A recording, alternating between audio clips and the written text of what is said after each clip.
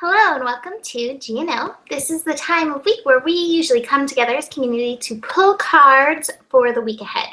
But I'm doing it a little bit early and without any community because many of you know my cat has been missing and I found her, but she's being really difficult to get in. So I spend the evening hours trying to lure her in, and it's a process.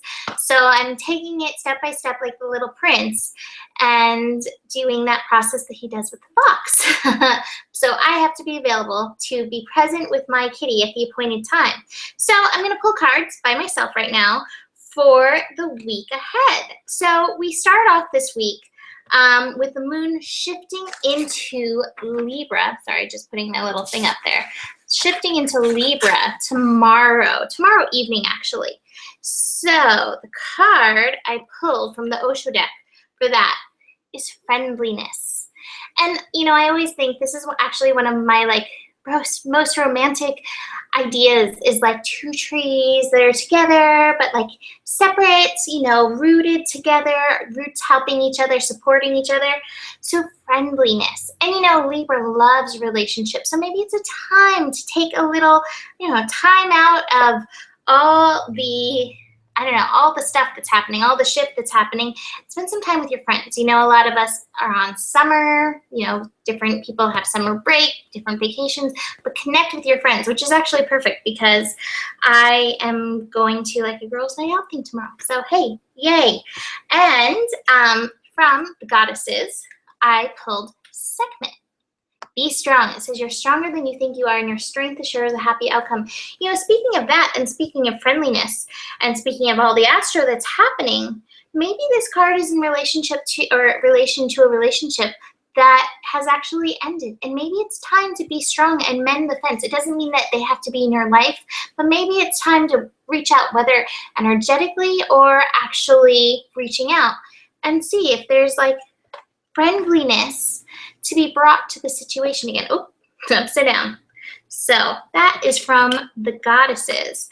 Then the next, Wednesday. Wednesday is why I really wanted to do GNO, because I like these things that are happening. So Chiron, which is in Pisces, is going retrograde. And Chiron is going to be retrograde all the way into December, mid-December. And it's retrograde in Pisces at the same time that Neptune is retrograde in Pisces.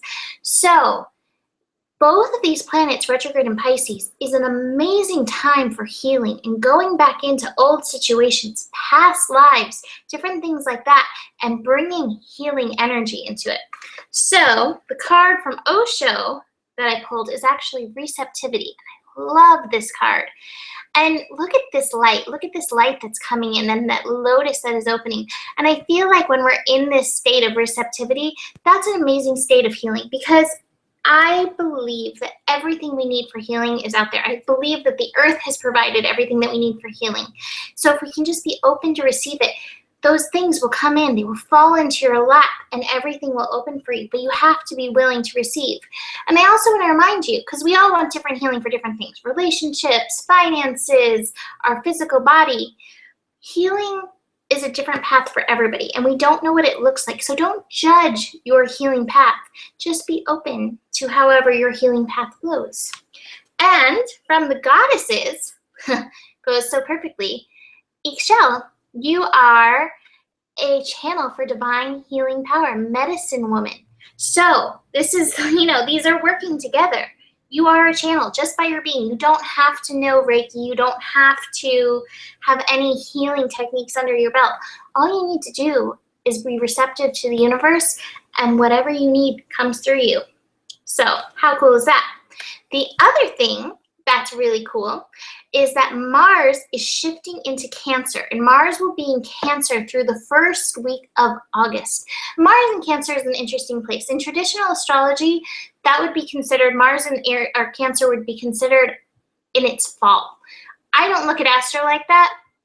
I think that there's some places that can be a little bit more uncomfortable for the planet, which translates into discomfort in us, but it's just learning to work with energies. And this is like the energies of the yin and the yang coming together. Mars has that buoyant, young action energy, and Cancer loves to be secure and comfortable and still. And so it's finding the balance in this. And it's finding the balance in, Mars wants to just dive in, and Cancer's like, what do I feel? So it's like, let me feel these things before I take action. And I'm actually going to show you the Goddess card first that I pulled, because I love it, because I think this embodies the balance of that. I pulled the Pele card. Divine passion. Be honest with yourself. What's your heart's true desire? And, I think passion, when you can, grab onto the energy of passion, that's where the yin and the yang energy match and meet. And that's where Mars in Cancer is. Allow your feelings to help guide you into that passion. Take action from that place of passion. Take action from that place of desiring, comfort. Take action from that place of your feelings leading you. And I don't mean the bad feelings. It's the good feelings. The feelings that are like, yes, this is my heart. Like, let me reach into it. So, Pele. And interestingly, the Osho cards, I also love these that I pulled. First card I pulled is control. And I think Mars in Cancer, when it doesn't feel good, can go into this place like, oh, the feelings, they don't feel good. I'm going to control them. I'm going to hold them back. And so, there's that. There can be that. That can be like the Mars in Cancer and its fall kind of energy that's going on. Or you can go into this place, sharing. Share your feelings. Let them light your way. Feelings are part of the guideposts that show you, yes, this is the way I want to go. No, not that way. That doesn't feel good. So you have to tune into them. Share them with a friend. Share your light and see where that takes you over this next, month and a half about of going through Mars in Cancer. Which, is definitely, it will be emotional. It can be a little bit of a roller coaster, especially with the sun in there and all the different aspects that's going to bring up. But allow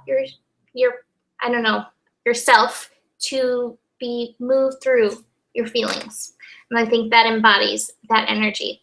So then we have the moon shifting into Scorpio on Friday, moon in Scorpio. And the cards I pulled were really funny. So the first card I pulled was isolation, which clearly this guy doesn't look too happy. He's stuck in the ice, probably ice that he's built up himself because he looks like the Iceman. And so I pulled another card because I was like, well, I never like to leave it on that note. And I pulled the card aloneness. So clearly this moon in Scorpio is asking you to take some time out. And it may feel like isolation, or you can transmute that feeling into aloneness, taking the space that you need for yourself to see the light, to guide yourself down your path. And Scorpio, it's an interesting time right now. Saturn has just returned back into Scorpio, and all that Leo energy is squaring the Scorpio energy. So there may be some resistance in there. And, most of the planets are moving out of Gemini. We still have Mars or Mercury in there.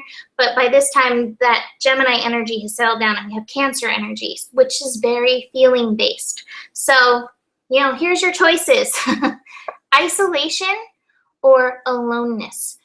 Giving that space, the space the universe is giving you, purpose. And part of your aloneness from the goddesses, Cordelia, go outside. You've been indoors too long. Go outside and get some fresh air. And on the northern hemisphere, it is the perfect time. It is summer. Go outside and be alone with nature and see what nature has to tell you. I have the best conversation with trees and animals out there. They have a lot of wisdom to share. So embrace it.